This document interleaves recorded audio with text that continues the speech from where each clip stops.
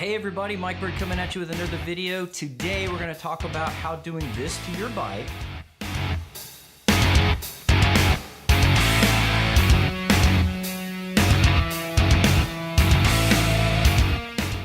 can make you a better rider.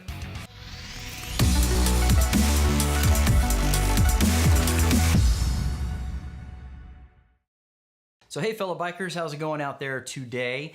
In today's video, I'm going to talk about how in the last posting, specifically on like Facebook and YouTube, the video that I posted showing the 4 months of training that I did for my competition, really pleasantly surprised is that I got a lot of questions, got a lot of compliments and things about how I got to that point in a few 4 short months. So in today's video, I'm just going to kind of go with the crawl, walk, run type of a sequence of videos. Today I'm just going to basically talk about how doing that to your bike, getting over the fact that your bike is going to take a dump. Your bike is going to fall if you're going to start getting into this kind of riding, that it's going to be okay. So instead of, me saying, all right, this video is basically you going to go out there and you're going to destroy your bike and it's going to never look the same. What I'm going to do is going to try to show you some of the things that I did, some of the ways that I protected my bike, so that way I maintained the cosmetics of the bike, but still was able to get out there and ride like that and be able to compete at the level that I did. Today I'm going to cover about how dumping your bike and being okay with it is part of the process.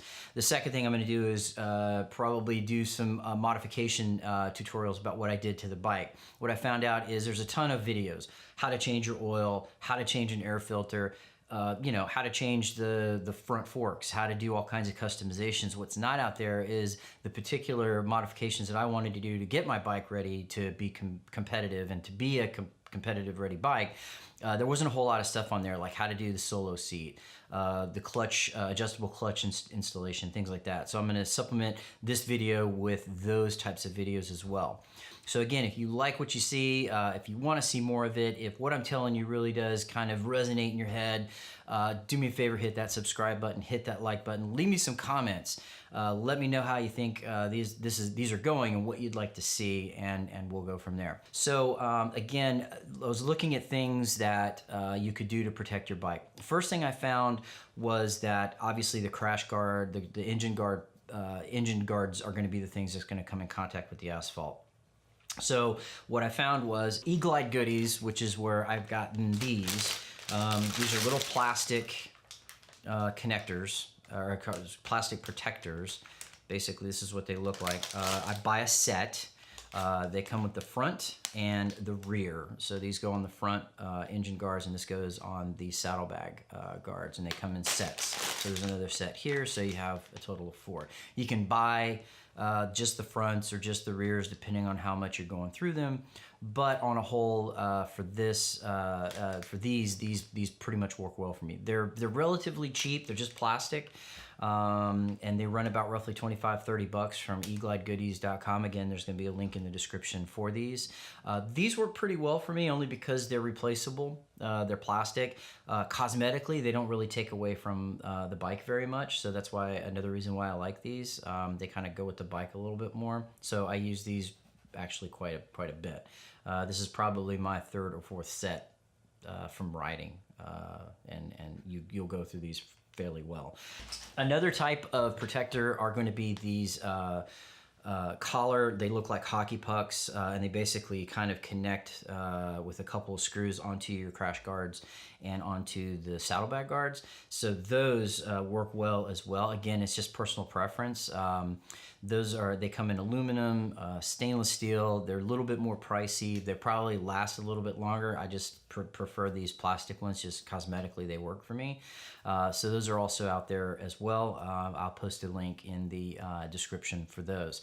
The other thing I see a lot is the do-it-yourselfers. For those that don't want to spend a whole lot of money, if any at all, I've seen some pretty creative things. A couple things I've seen is people will go and they'll buy at Home Depot the conduit little foam insulation, and they'll basically cut a slit down the long side of it, wrap it around your crash bars and your saddlebag protectors, zip tie it, and then you can ride until they wear out. Cosmetically, I mean, are you gonna ride around with those on your bike the whole time, or rip them off after you're done training for the day? That's really personal preference, but I have seen that. Another thing I've seen as well is old fire department hose. Fire departments have to get rid of their hose. They have to rotate it after so much time or so much use, and so you can probably go get a length of fire hose for free, and then you can cut it again down the long slit and then wrap it around and zip tie it. Pretty durable, pretty amazingly durable, and they last for quite a while, but again, it's personal preference. I've seen that as well. Cost you next to nothing, if anything at all. So those are it's another way that you can protect your bike as well. Another thing you can do to protect your bike is you're going to be going through a lot of floorboards. So on my bike, particularly the Harleys with the Road Kings and the EagleEyes, you're going to go through a lot of floorboards. You're going to be scraping floorboards quite a bit. So you're going to go through them and you're going to shave them, and it's actually going to get to where they're almost razor sharp, and they get all the way up to where the rubber padding is where your foot sits. Don't do what I did. And again, this is me hopefully conveying some things and some tips and lessons that I've learned, is that you can buy a lot of this stuff on eBay for a whole lot cheaper. If you were to go and buy new floorboards, a set of floorboards from Harley, you're going to pay upwards of $200 for a set of brand new ones. You go to eBay, you go to Craigslist, people are all buying Harleys all the time, and they want to customize it, and they want to put their own brand of floorboards. They want to buy these custom floorboards, so they have these original equipment Harley floorboards that they either don't need or they just want to get rid of for a few bucks. I have found several sets of floorboards for $60 to $80 for the full set. Some of them were new. They were just taken off the bike. Some of them were maybe, used a little bit, but they were in a lot better condition than what was on the bike after I got done riding for a couple months in the parking lots, scraping footboards on the pavement. That's really about it. The rest of the stuff you might go through if you're, again, riding Harleys, specific to Harleys. I have gone through some of the kickstand springs.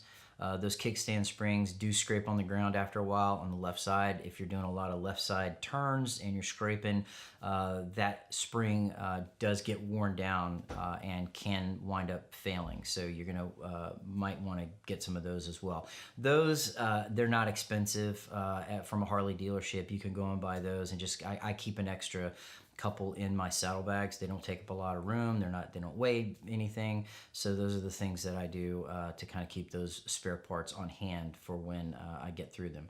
So again, be okay with dumping the bike. That's the main thing for today's video. Reason for that is you're not challenging and you're not really riding to your full potential if you don't find yourself having to pick your bike up. On that note, there's a ton of videos out there, YouTube, Google it, on how to pick your bike up. I'm not going to get into that because it's been overdone. There's about 1,000 different ways and videos out there. You can Google that yourself and see that picking up a full-sized Harley Electra or a Road King, it's fairly easy to do once you learn the techniques.